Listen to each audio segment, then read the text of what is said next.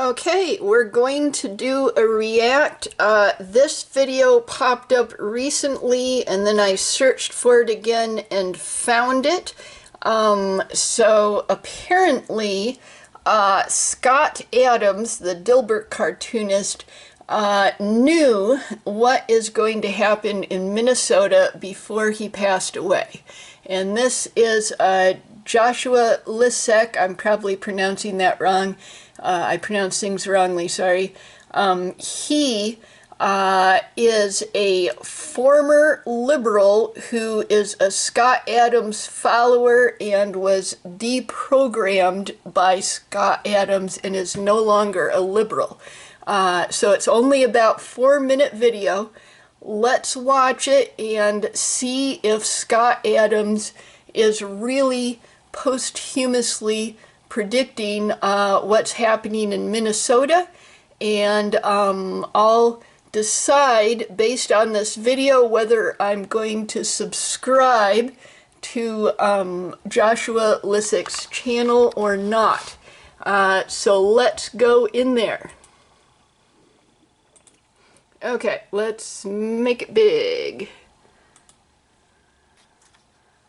Okay, and here we go. Would you like to know what's going to happen in Minneapolis, Minnesota? We got Jacob Fry, we got Governor Tim Walz, we got Donald J. Trump, Tom Homan. Okay, we got a lot going on here. I'm going to tell you what's going to happen next, and as you can see, we've got bookmarked Reframe Your Brain by Scott Adams, the #1 best-selling book overall on all of Amazon this past week. So, from Chapter 6, Reality Reframes, Scott had this to say. Usual frame. People are rational 90% of the time. Reframe. People are rational 10% of the time, if that. Another reframe that Scott has shared over the years is called 2 movies, 1 screen, and it goes like this. Usual frame. One of us is right and one is wrong. Reframe. We are watching 2 movies on 1 screen. Scott added, for most of my life, I believe that if I disagree with someone on a social or political issue, one of us had to be wrong. Perhaps we could both be wrong, but since our opinions differed, only one of us could be right, at least under normal conditions. That filter on life was maddening. I would try to win every disagreement using my so-called rational mind to find out where we differed in facts, logic, or bias. I reasoned that if I could identify the root cause of the disagreement, I could easily find common ground that almost never worked. Okay, so given that right now we have 2 movies on 1 screen, I'm going to tell you what's going to happen next. I'm going to keep this real short. So, I have, with liberals that I know, I have tested a very simple question. I want you to ask this question, see what happens. So when you have an NPR American, someone who believes the news on the left is real, or a Facebook American, the person who believes the obviously AI-generated fake news that's on social media, specifically Facebook, is also real, I want you to ask him this. Very simply ask them, do you know why ICE is in Minneapolis? Oh, I just wanted to pause a moment. We're about halfway through this video, and I wanted to mention that I recently saw a decoy voice video where he was talking about this huge picture of Alex Preddy that was put up on the side of a building, and how it was prettified with either Photoshop or AI to make the guy, even though he's a good-looking guy, he's not extremely good-looking, he's just, you know, normal good-looking, but the AI was making him look very good-looking. And this was, get off my mouse, sorry, I've got a cat on my mouse, don't do that, okay, okay, there we go. Yeah, so anyways, there's already AI is having a part in Minnesota events where, like, you know, people are like, well, if we can make this guy look super handsome, maybe more people will be on this side. But yeah, it's always possible, like this guy's saying, and like is based on the Scott Adams book, it's always possible that both sides are wrong. That's a possibility that people don't like to consider, but maybe I'm wrong and you're wrong, and they're wrong, and everyone is wrong. And we're watching two different movies on one screen, and everyone sees what they want to see, and they think that the other people are being unreasonable, but they're not. They're just seeing a different movie, you know? Okay, so let's rewind in 5-second rewind. I do it with the arrow keys. Okay, let's keep going. Very simply ask them, do you know why ICE is in Minneapolis? Ask them that question. They will probably rant and rave, and then you will ask again, I hear you, but do you know why they're actually in Minneapolis?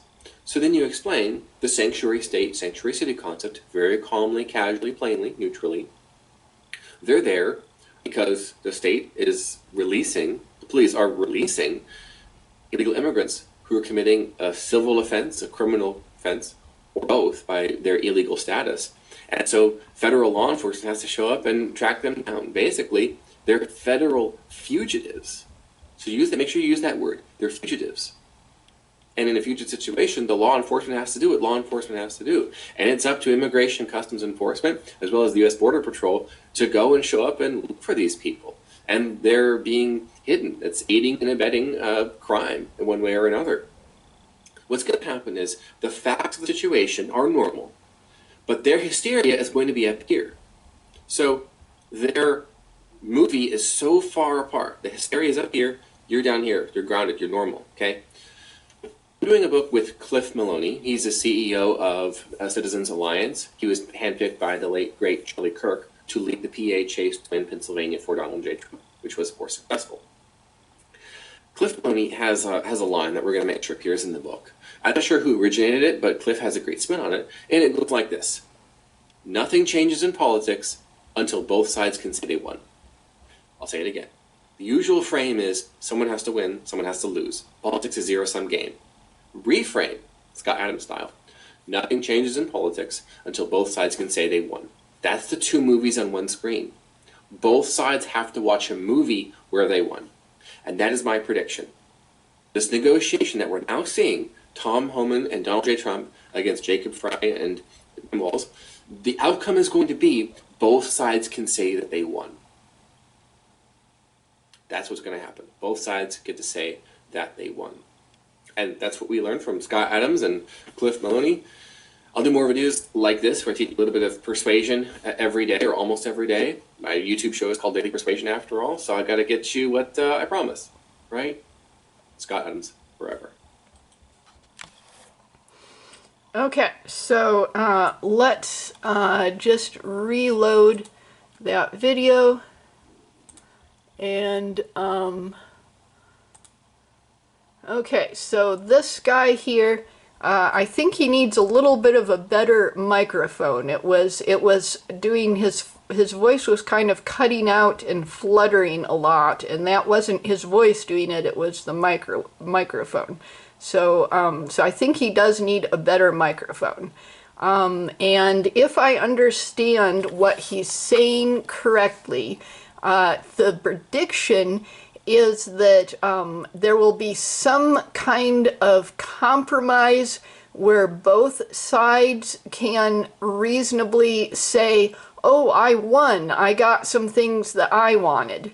And so does that mean that they'll actually do a compromise where both sides get some of the things they want? Or does it mean that each side will lie to its own supporters and claim that it won? It's hard to say exactly what the prediction being said here is. I think it's one of those things. Might have to watch some more videos by him to get it clarified, but I guess in the coming days, if we see both sides claiming that they have won this struggle, then I guess this prediction, based on Scott Adams's book and his principles, has come true. Okay, So I'm going to give him a like, and I think I actually, yep, there's the like, and I think I'm going to go to his channel here, and I actually am going to subscribe to his channel. This is one of his 2 channels. So let's see what he says in the future, and we'll figure out, I guess, if the prediction came true or not as time goes on. So that was an interesting video and pretty short.